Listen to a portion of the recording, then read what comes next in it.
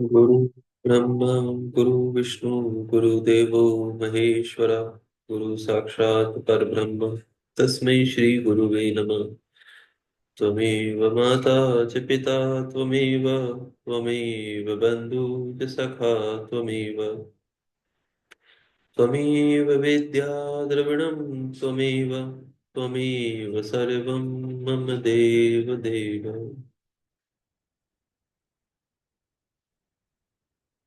अध्याय 17 श्लोक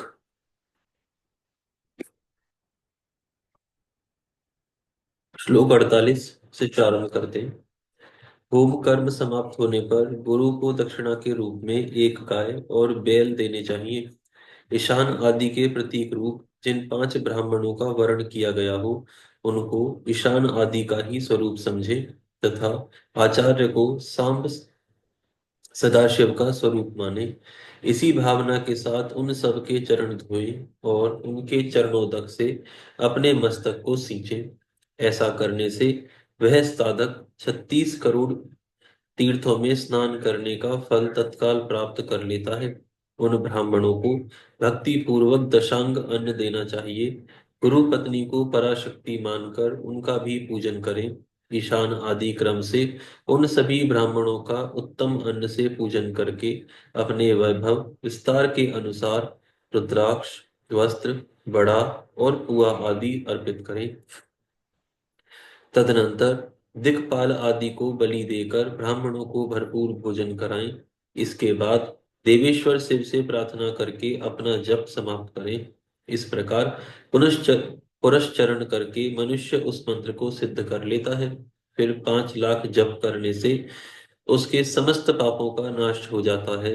तदनंतर पुनः 5 लाख जप करने पर मनुष्य अतल से लेकर सत्यलोक तक के लोगों का ऐश्वर्य प्राप्त कर लेता है।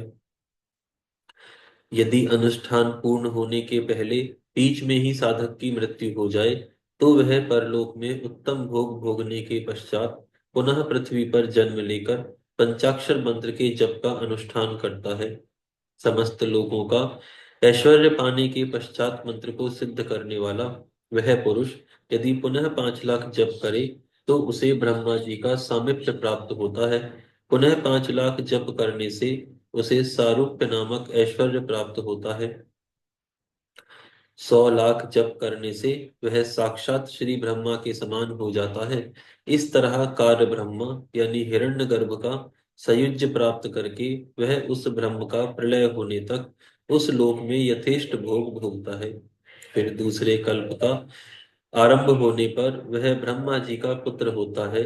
उस समय फिर तपस्या करके दिव्य तेज से प्रकाशित होकर वह क्रमशः मुक्त हो जाता है। पृथ्वी आदि कार्य स्वरूप भूतों द्वारा पाताल से लेकर सत्यलोक पर्यंत ब्रह्मा जी के 14 लोक क्रमशः निर्मित हुए हैं। सत्यलोक से ऊपर शमालोक तक जो 14 भुवन हैं वे भगवान विष्णु के लोक हैं। उस शमालोक वाले श्रेष्ठ वैकुंठ में महाभोगी कार्य विष्णु कार्य लक्ष्मी सहित सबकी रक्षा करते हुए विराजमान रहते हैं। शमालोक से ऊपर शुचि लोक पर्यंत 28 भुवन स्थित हैं। शुचि लोक के अंतर्गत कैलाश में प्राणियों का संहार करने वाले श्री रुद्रदेव विराजमान हैं। शुचि लोक से ऊपर अहिंसा लोक पर्यंत 56 भुवनों की स्थिति है। अहिंसा लोक का आश्रय लेकर जो ज्ञान कैलाश नामक नगर शोभा पाता है उसमें कार्यभूत श्री महेश्वर सबको अदृश्य करके रहते हैं। अहिंसा लोक के अंत में काल चक्र की स्थिति है। तदनंतर कालातीत स्थित है जहाँ काल चक्रेश्वर नामक शिव माहिष धर्म का आश्रय लेकर सबको काल से संयुक्त किए रहते हैं। असत्य अशुचि हिंसा निर्दयता ये असत्य आदि 4 पाद काम रूप धारण करने वाले श्री शिव के अंश हैं। नास्तिकायुक्त श्री लक्ष्मी तुसंग वेद बाह्य शब्द क्रोध का संग कृष्ण वर्ण ये महामहिष के रूप वाले हैं। यहाँ तक महेश्वर के विराट स्वरूप का वर्णन किया गया। वहीं तक लोगों का तिरोधान अथवा लय होता है। उससे नीचे कर्मों का भोग है और उससे ऊपर ज्ञान का भोग। उसके नीचे कर्म माया है और उसके ऊपर ज्ञान माया। अब मैं कर्म माया और ज्ञान माया का तात्पर्य बता रहा हूँ। माँ का अर्थ है लक्ष्मी। उससे कर्म भोग यात प्राप्त होता है, इसीलिए उन्हें माया अथवा कर्म माया कहते हैं। इसी तरह माँ अर्थात श्री लक्ष्मी से ज्ञान भोग यात अर्थात प्राप्त होता है, इसीलिए उन्हें माया या ज्ञान माया कहा गया है। उपर्युक्त सीमा से नीचे नश्वर भोग है और ऊपर नित्य भोग है। उससे नीचे ही तिरोधान अथवा लय है, ऊपर तिरोधान नहीं है। वहां से नीचे ही कर्ममय पाशों द्वारा बंधन होता है, ऊपर बंधन का सदा अभाव है। उससे नीचे ही जीव साकाम कर्मों का अनुसरण करते हुए विभिन्न लोकों और जन्मों में चक्कर काटते हैं। उससे ऊपर के लोकों में निष्काम कर्म का ही भोग बताया गया है। बिंदु पूजा में तत्पर रहने वाले उपासक वहां से नीचे के लोकों में ही घूमते हैं। उसके ऊपर तो निष्काम भाव से श्री शिवलिंग की पूजा करने वाले उपासक ही जाते हैं। उसके नीचे उसके नीचे श्री शिव के अतिरिक्त अन्य देवताओं की पूजा करने वाले घूमते रहते हैं। जो एकमात्र श्री शिव की ही उपासना में तत्पर हैं, वे उससे ऊपर के लोकों में जाते हैं।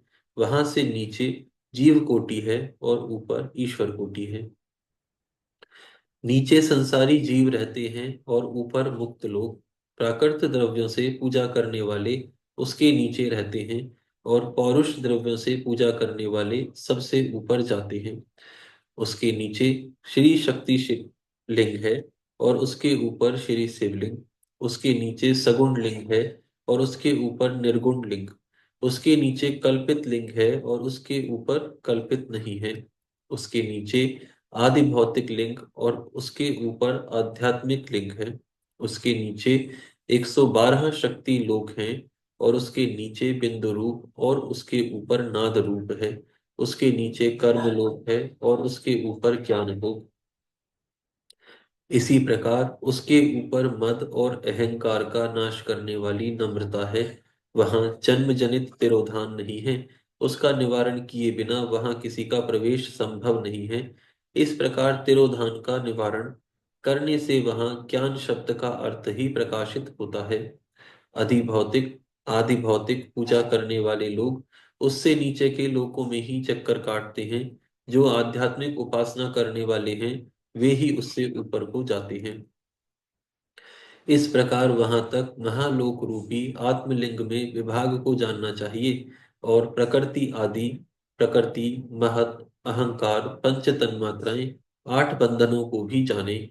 इस प्रकार सब लौकिक तथा वैदिक स्वरूप को जानना चाहिए। जो सत्य अहिंसा आदि धर्मों से युक्त होकर भगवान शिव के पूजन में तत्पर रहते हैं, वे अधर्म रूप भैंसे पर आरूढ़ काल चक्र को पार कर जाते हैं। काल चक्रेश्वर की सीमा तक जो विराट महेश्वर लोक बताया गया है, उससे ऊपर वृषभ के आकार में धर्म की स्थिति है। वह ब्रह्मचर्य का मूर्तिमान रूप है। उसके सत्य शौच अहिंसा और दया ये 4 पद हैं। वह शिवलोक के आगे स्थित है। क्षमा उसके सींग हैं, शम कान है। वे वेद ध्वनि रूपी शब्द से विभूषित हैं। आस्तिकता उसके दोनों नेत्र हैं। निश्वास ही उसकी श्रेष्ठ बुद्धि एवं मन है। क्रिया आदि धर्म रूपी जो वृषभ है, वह कारण आदि में सर्वथा स्थित है, ऐसा जानना चाहिए। उस क्रिया रूप वृषभाकार धर्म पर कालातीत शिव आरूढ़ होते हैं। श्री ब्रह्मा श्री विष्णु और श्री महेश्वर की जो अपनी अपनी आयु है, उसी को दिन कहते हैं। जहाँ धर्म रूपी वृषभ की स्थिति है, उससे ऊपर न दिन है न रात्रि, और वहाँ जन्म मरण आदि भी नहीं है। फिर कारण स्वरूप श्री ब्रह्मा के भी कारण सत्य लोक पर्यंत 14 लोक स्थित हैं। जो 5 भौतिक गंध आदि से परे हैं, उनकी सनातन स्थिति है। सूक्ष्म गंध ही उनका स्वरूप है। इसके ऊपर कारण रूप श्री विष्णु के 14 लोक स्थित हैं। उनसे भी ऊपर फिर कारण रूपी रुद्र के 28 लोकों की स्थिति मानी गई है। फिर उनसे भी ऊपर कारणेश श्री शिव के 56 लोक विद्यमान हैं। तदनंतर शिव सम्मत ब्रह्मचार्य लोक है और वहीं 5 आवरणों से युक्त ज्ञान में कैलाश है। वहां पर 5 मंडलों, 5 ब्रह्म कलाओं और आदि शक्ति से संयुक्त आदि लिंग प्रतिष्ठित है। उन्हें परमात्मा शिव का शिवालय कहा गया है। वहीं पराशक्ति से युक्त परमेश्वर श्री शिव निवास करते हैं। वे सृष्टि, पालन, संहार, तिरोभाव और अनुग्रह, इन पांचों कृत्यों में प्रवीण हैं। उनका श्री विग्रह सच्चिदानंद स्वरूप है।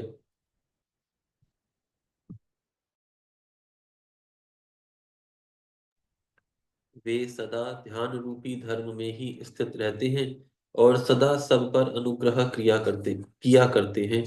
वे स्वात्माराम हैं और समाधि रूपी आसन पर आसीन हो सुशोभित होते हैं। कर्म एवं ध्यान आदि का अनुष्ठान करने से क्रमशः साधन पथ में आगे बढ़ने पर उनका दर्शन साध्य होता है। नित्य नैमित्तिक आदि कर्मों द्वारा देवताओं का यजन करने से भगवान शिव के समराधन कर्म में मन लगता है।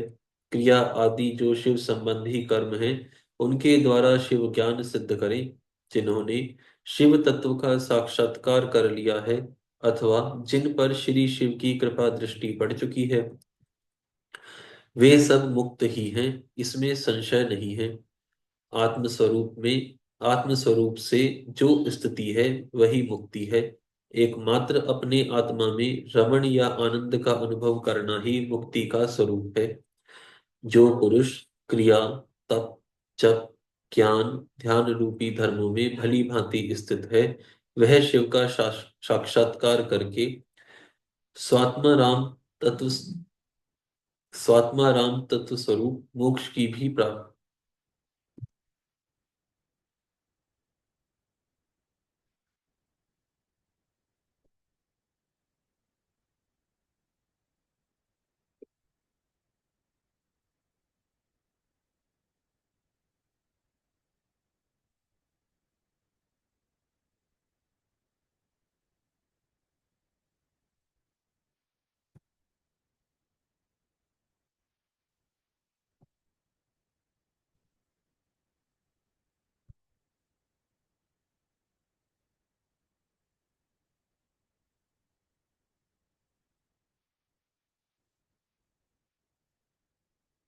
आज यहाँ विराम करते हैं, फिर कल से प्रारंभ करेंगे।